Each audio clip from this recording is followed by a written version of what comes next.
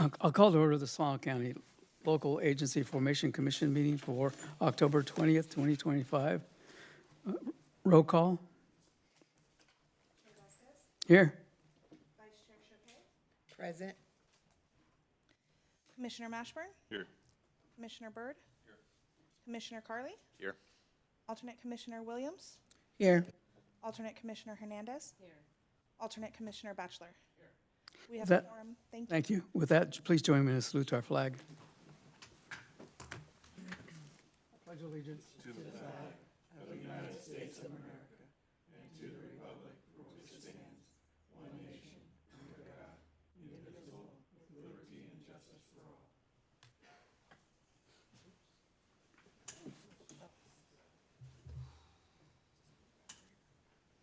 Want to put it behind you? Yeah.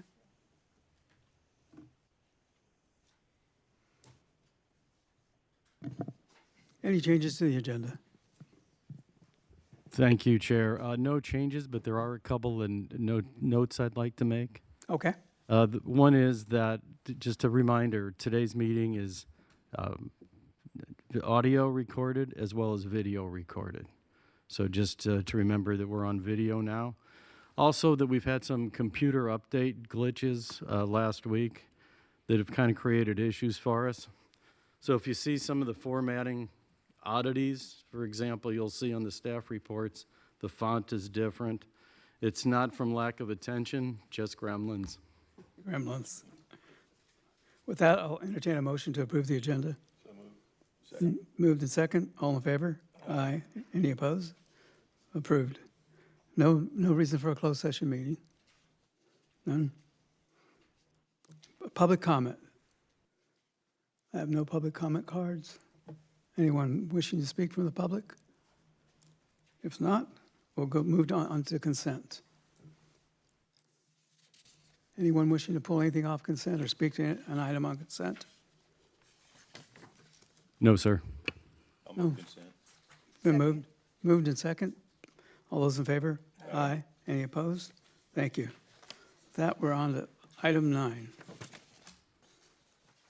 A presentation from STA. Nick, how are you?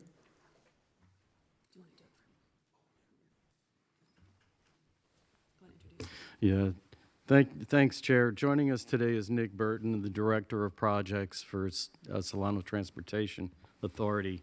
He's going to be presenting a Highway 12 regional project and how it may involve the city of Fairfield in an annexation of a portion of the right-of-way. This presentation actually requires no action today. It's for information only. And we thank Nick for joining us today. Thanks, Nick. Morning, Nick. Good morning. Yes. Nick Burton, Director of Projects, STA. I'll get right into it. This is the package 5 of the larger I-80-680-12 interchange, which has a total of 7 construction packages. This is CP5. So first, a little project background and overview of what the interchange project is. You see the location here. I-80, 680, and 12 all converge in generally the same area in Fairfield. So here is a look at the larger package. You see on the bottom side of the screen there, the south side of the screen, that's the realignment of 680, which is packages 2 and 3, and that obviously has not occurred yet. But packages 1 and 2 have, and so here's the first package. It included a weaving off-ramp from 80 onto 12, and the on-ramp from Green Valley was taken at what we call a weave, where it comes over with a bridge, or under, I should say. And so that eliminated that weaving motion between the vehicles wanting to get onto 12 and the vehicles wanting to get onto 80 from Green Valley. Very beneficial. Package 2 did something similar in the opposite direction, that taking traffic from 12 did a weave for traffic getting off 80 and onto Green Valley. So that weaving motion really creates a lot of congestion both directions. So packages 1 and 2 are now complete, and we are seeing the benefits of those both on I-80. Package 5 is what we're currently working on, and you see it's highlighted in blue there.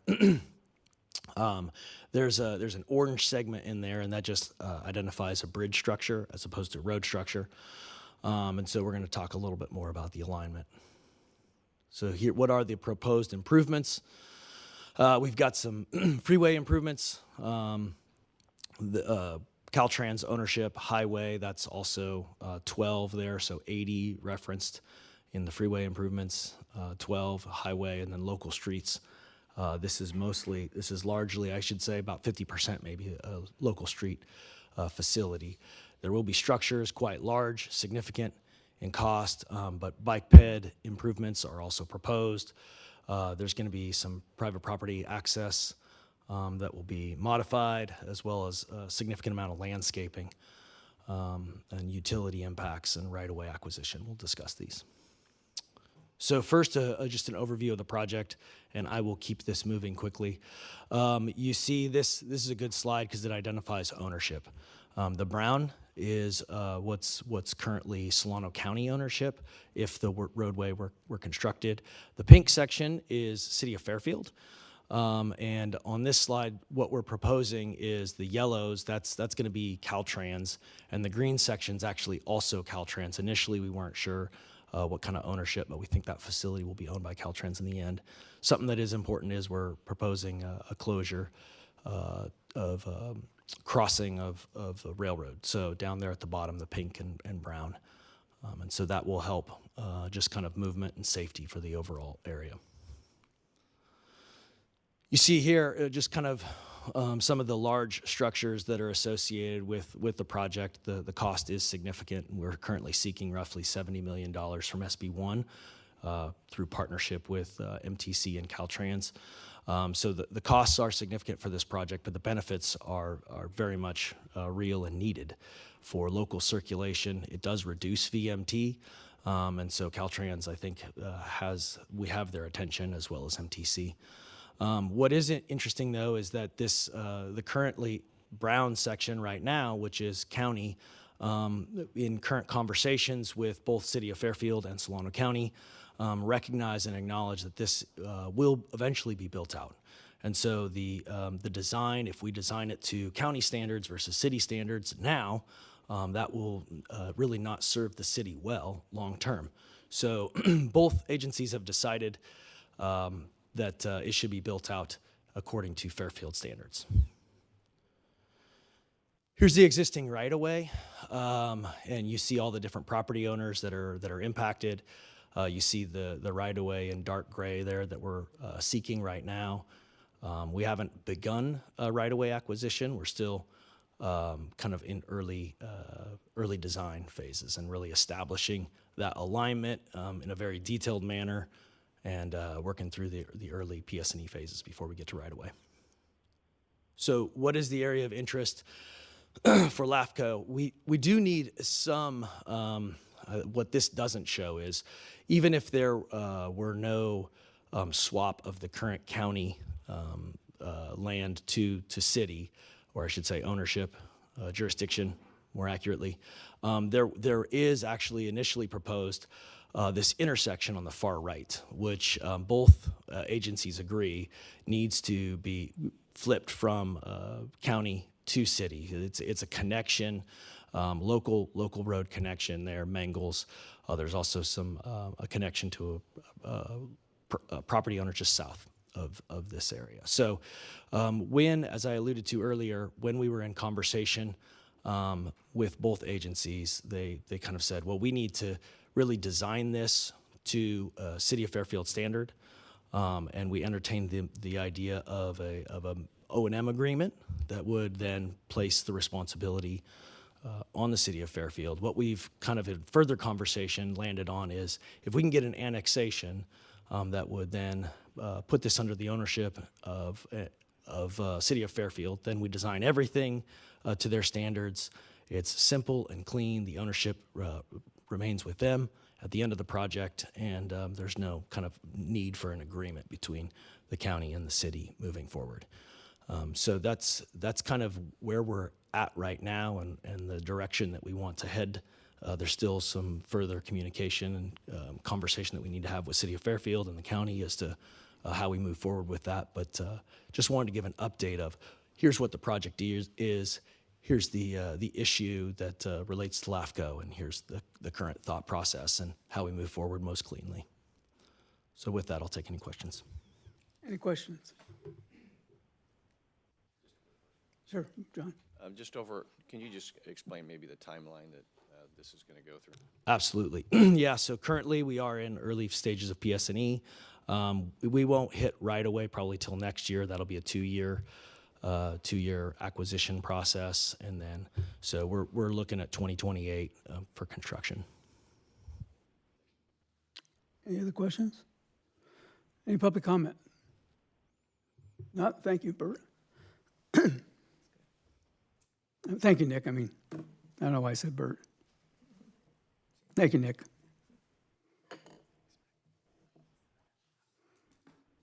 With that, we'll move on to item 9B.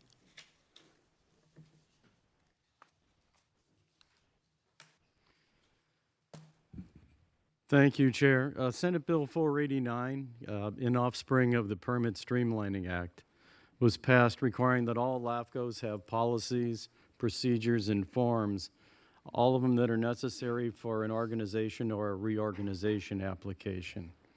Furthermore, it must be accessible on the website. Staff has dug into these things, has confirmed that the policies, procedures, and checklists are on the website and they're available, but some of the checklists do need an update. As you can see on the screen, several applications have been updated. And what we're requesting is that the ones that are currently are the existing checklists that are outdated, that they be repealed and replaced with the updated version. So again, our recommendation is to approve the repeal of existing Solano LAFCO checklists and replace them with the proposed updated checklists. Thank you. Any questions? No. Any public comment? With that, I entertain a motion. I'll move item B. We moved in second. All in favor? Aye. Any opposed? Thank you. With that, we'll move to item 10, public comment. Any public comment? Oh, I mean public hearing. We have no public hearing. With that, move to item 11, correspondence. Thank you, Chair Vasquez. What I'm going to do at this point is turn this item over to our EIR staff in LAFCO. And Christina? So this was a joint process, or a joint correspondence letter that Tyra and I both worked on, and it's the same thing that we've been doing with all the cities and trying to bridge the communication and work as early as possible when there's a project going on within the cities that would require LAFCO action later. So this was out of Dixon with their proposed project to expand their sphere of influence with some annexations and some large developments. So this was their notice of preparation for the EIR that we were included in as far as the noticing. We provided some comments on to kind of help guide the process and also make sure that whatever is addressed in the EIR does in fact address any concerns or issues that LAFCO would have to consider when it comes time for annexation in the future. Some of those included the sphere of influence, recognizing that they're expanding their sphere of influence, as well as including areas that are part of an area of interest, which is part of one of the policy considerations that LAFCO is looking as far as updating our policies. We have an area of concern. Area of interest is slightly different. Other LAFCOs have similar situations, but that's part of a later action. So we're working with them to kind of follow with that process. And then also reminding them that, and it's similar conversations we've had with all the cities, that when there's a change to the sphere of influence, prior to coming to LAFCO for a request to approve that change to the sphere of influence, conversations must be had with the county to talk about how that process is and what the plan is for that sphere. And then, of course, into the annexation, reminder that we have submittal requirements, as you just approved, for our new checklists that are much more comprehensive than our former checklists to help smooth out that process when it comes time. And then also that there's a pre-application meeting requirement when it comes time for annexation down the road when that comes. And prime ag land is one of the major factors that LAFCO is responsible for, but reminding the city that LAFCO's definition of prime ag land is not the same as the CEQA definition or the state farmland definitions. So to make sure that they incorporate and account for LAFCO's considerations for what we require for prime ag land when it comes time for that. And then other general topics to make sure that the CEQA, the Environmental Impact Report, addresses concerns for public facilities and capacities. Also considers the job housing balance and infill projects or considerations. And then to make sure that they also look at some of the off-site impacts that would affect some of the other special districts within the area.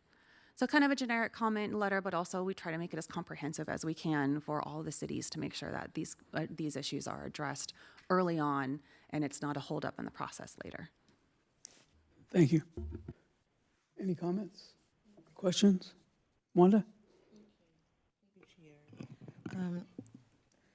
So how are we, going forward, making sure that each city understands, because if they're going off of CEQA, right, for prime ag land, and they think that they're submitting their paperwork appropriately, how are we communicating to each of the cities so that they know what LAFCO's definitions are versus the CEQA?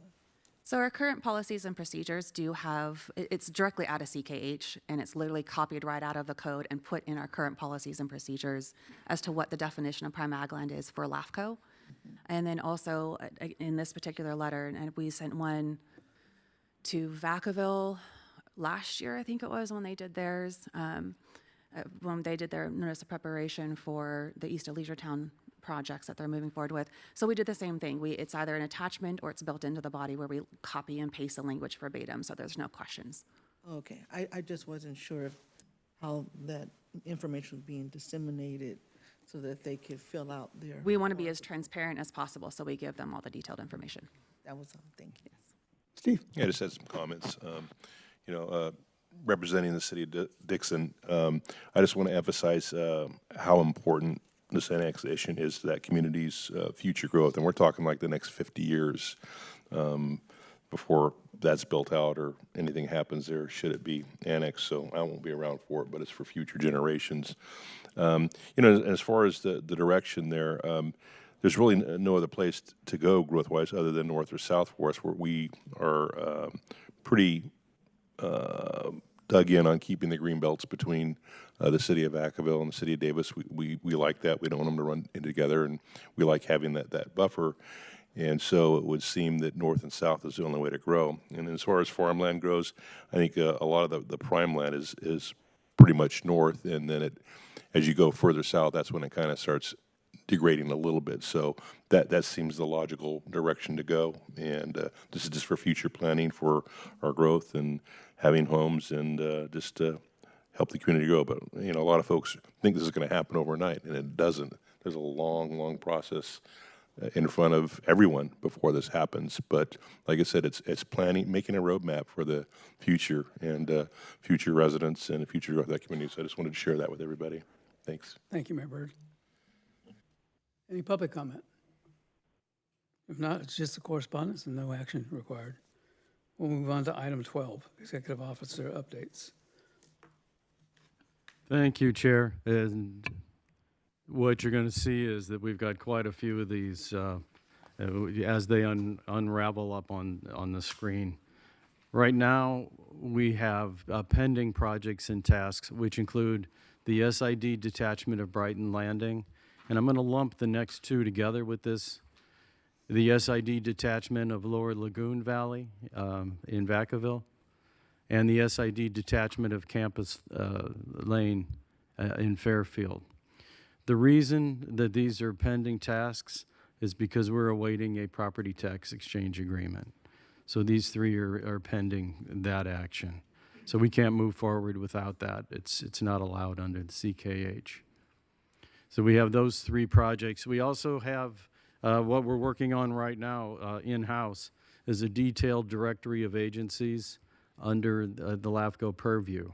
We've identified 47 agencies And what we're doing is we're finding all the contact information, the boards, the enabling acts and things of that nature, and putting them in a book, which should be a very valuable reference document that we'll share. Right now, it's still in draft form, and we're arm wrestling with it in-house, but we intend to bring it back to you for your consideration at the next meeting.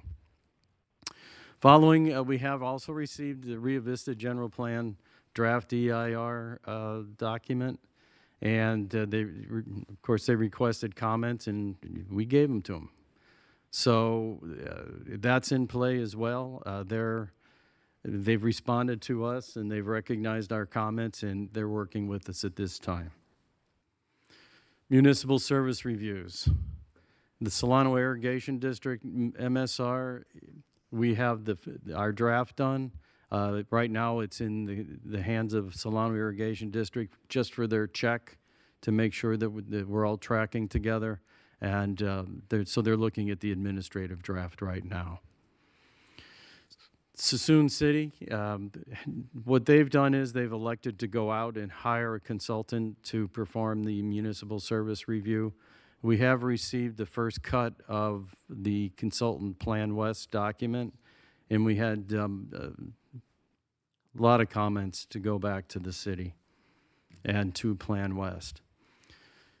Staff has met with Dixon and their consultants. We're meeting and have met with Fairfield and their consultants, and we've also met with Vacaville and their consultants.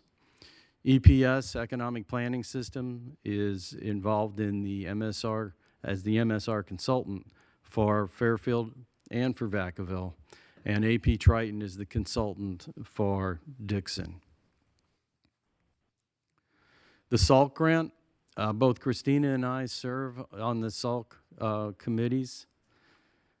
Christina's land use, and I'm on the steering committee. That is continuing on. It's a very interesting. It's the sustainable agricultural land conversion or conservation. Yeah, I'd like a 5-minute break after that. So, but it's a very interesting project. The county is spearheading that, and there's quite a bit of activity with that. So we're grateful to be a part of it. Live streaming research, as I noted earlier today, we're on the video recording. We have reached out to the county to try to get on the system here. We're finding, we haven't been given a quote yet, but we hear that it's pretty cost prohibitive. So right now, I think we're going to be happy to be on the video download, and we'll do that during this week. We do our meetings on Monday. It'll be on that week. We check it and make sure, and then it goes on. Cal LAFCO conference. I'll see a lot of you the rest of the week. It's down in San Diego. Very much looking forward to it. I have sent out a couple of kind of large packets for people to take a look at. That's involving information that'll be discussed at the Cal LAFCO business meeting and the elections and the annual meeting itself. So I know we're all flying in at different times. I'll be coming down Wednesday to meet you and look forward to this very much. It's going to be a very interesting conference because some of the folks that dropped out of Cal LAFCO have been invited to come back and maybe get another look. So it's going to be an interesting conference. Our office relocation update. We're in and we're operating, but we're not done. There's still some outstanding items. We have blinds that still need to come in. We have a cubicle that needs to be reconfigured. We have lights in our conference room where the cans that are up in the ceiling don't match. And it's just way too nice of an office to do that. So we're following up on that. At the same time, we've seen a copy of the lease. They haven't quite figured out yet what the square footage is. So Smaller number. That's what we said. I did one better. I refused to sign it. There you go. So I actually, unless you folks would suggest that I sign it, I'd rather not sign it until we actually know. The other thing that we did, and Christina pounded him on this one, is you're not going to take it out of our bank account through the auditor. You can send the invoice to us. So that's the status, and I won't go through any of the other stories that occurred in the interim here, but it's a beautiful office, and we thank you for allowing us to move there, and we look forward to it being completed. Our next meeting is on December 8th in 2025 still. The other thing that's not on here that I wanted to share is that we've been asked to talk at a meeting, I think Sassoon Town Hall? Okay. So we've been asked to talk, to present like a LAFCO 101. So that'll be coming up on the 30th. This should look very familiar. This is the Cal LAFCO Annual Conference. It's going to lay out all the times and places that everybody needs to be. And we thought we'd share with you, we sent these cards out to let people know where we've moved to. It was 125 people, offices that we sent this to. So with that, those are my comments. Any questions, comments? I do have what's the town hall about? It's a withdrawal. It's been what? The town hall has been changed. Oh. No, yeah, I know. Well, I guess, but someone. Originally, just so you know, because it was my event, it was just LAFCO 101, just explaining what LAFCO is, what we do in this space. And it was just a basic general overview of what LAFCO does. That was the only thing on the town hall? No, and then I was going to share information on what I do in District 3. Oh, So, it wasn't a town hall, it's actually a community meeting. There's also a resource fair attached to it. So it was more about resourcing than a town hall itself. And it was not advertised as a town hall at all. Thank you. thank you. Any other questions? If not, I'm going to go ahead and adjourn this meeting till December 8th. 10 a.m. here.